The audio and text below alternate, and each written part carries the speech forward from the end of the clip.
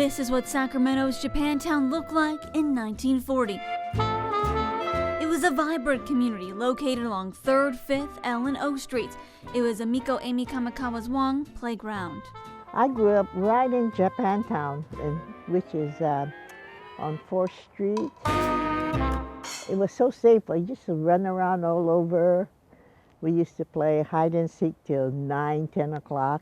But Japantown became a ghost town. Amiko remembers the exact moment the first tragedy struck. My brother was just about to buy a house. He went to see the house on Saturday, and he was going to sign the paper on Monday, and the war started on Sunday. So, of course, we didn't buy a house. Sunday, December 7th. The attack on Pearl Harbor, a surprise airstrike by the Japanese Navy against the United States naval base in Hawaii. The attack had a huge impact, especially for Japanese Americans in the United States. Just 2 months later, Japantown in Sacramento was cleared and residents were forced to go into internment camps. Kiyo Sato remembers this like it happened yesterday. 25217C was my number. I'll never forget it. It's not on here, but it's tattooed in my brain. Taken to the internment camp in Poston, Arizona. I just broke down and cried when that train started to move. And I said, nobody's come to save us, nobody cares. What Kiyo remembers most is the heat, over 100 degrees, and passing out. I thought I had died because everybody was laid out on this cot. And I still wonder how many of us didn't wake up. And no privacy when using the restroom, no stalls, no separation by gender. They wore paper bags over their heads for a sense of privacy. At 100 years old, I still have PTSD from this, toilet thing. How had Japantown changed when you got back? Well, there was no Japantown. In those days, the first generation couldn't buy home property, so their sons or somebody bought properties. After the war, Japantown in Sacramento was able to return, and the Buddhist church that sectioned off its gym played a big role by giving families a place to stay. And what made Japantown thrive is the fact that families lived there. Our businesses were there. It was a day and night place. But then, for the second time, Japantown would be forced out of its own community, unable to own property and make repairs upon returning due to government-sponsored mortgage redlining policies that prohibited loans in racially integrated neighborhoods. Miriam remembers the issues her family faced when they had to move because of the redevelopment. And we were not allowed in this area. But all the city saw was a high concentration of people of color, who they considered too risky to invest in. The area was labeled a slum, blighted, which allowed the city to cut revenue to the area. It was bulldozed for the capital redevelopment project.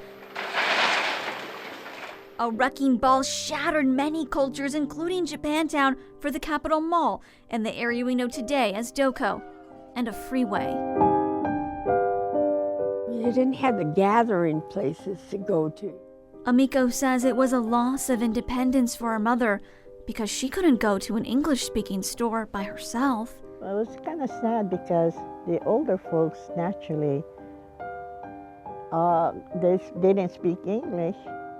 So naturally, Japantown was perfect. We had grocery stores, we had banks.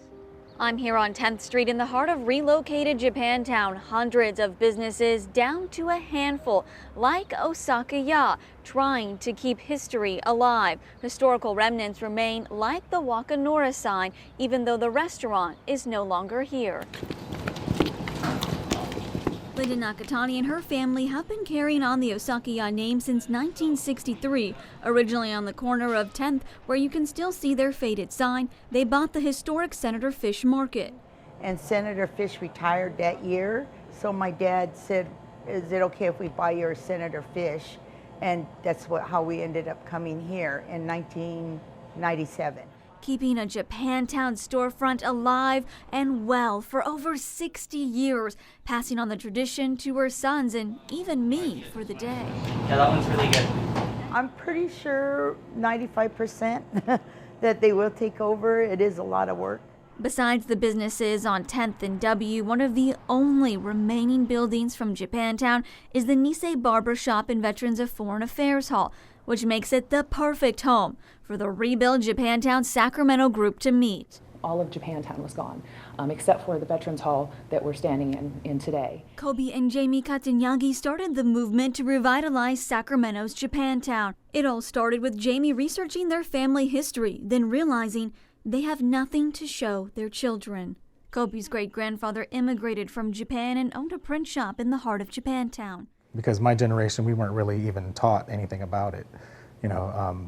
It's not something that they really talked about. The group consists of prominent Japanese Americans in the community, like Sharon Ito, former ABC 10 anchor, and this is one of their monthly strategy meetings. The dream to reclaim the heart of Japantown, the 301 capital, which is currently just a plot of grass. While the group wants to reincarnate Japantown on that land with restaurants and shops, they're also being realistic that it could be purchased and developed. We're looking at either, a memorial for Japantown, all the way to maybe partnering with the city or with a developer to, bring in a cultural center, museum. 80 years later, we asked the Katanyagis, why push to revitalize now? I think it's important now for many reasons. The history is almost gone. The survivors and the storytellers are almost gone. And I'm afraid that this history will be lost.